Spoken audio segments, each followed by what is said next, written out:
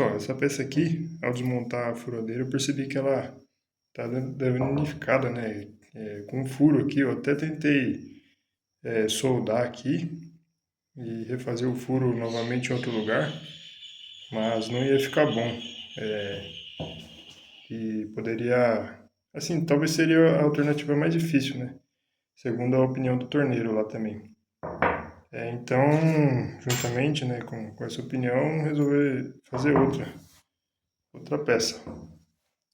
Ficou perfeito, ó. Um furo de fixação aqui, ó, com um parafusinho, para encaixar nesse eixo aqui, que vai posterior no mandril. Ficou perfeito.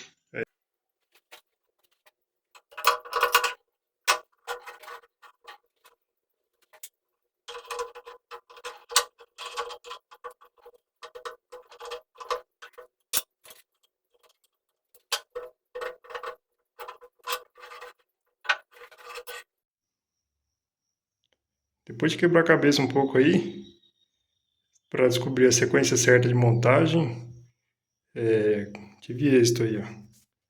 Ficou perfeito. Ó. Desce e retorna. Desce, retorna.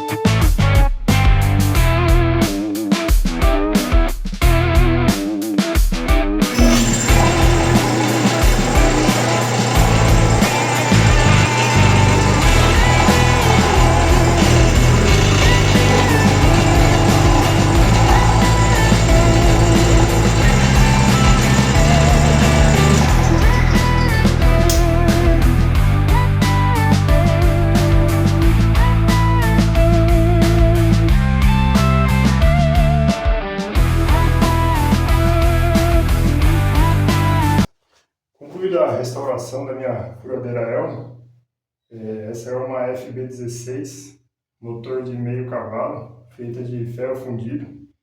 Essa furadeira ela é da década de 80, é uma furadeira bem robusta, né?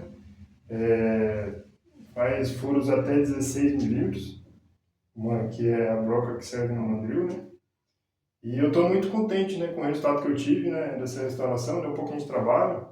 Eu fiz a pintura, a limpeza, tudo direitinho. Tive auxílio, né, ajuda de outras pessoas de fora, né, tive que levar o motor lá para montar, para trocar rolamentos, fazer algo mais específico.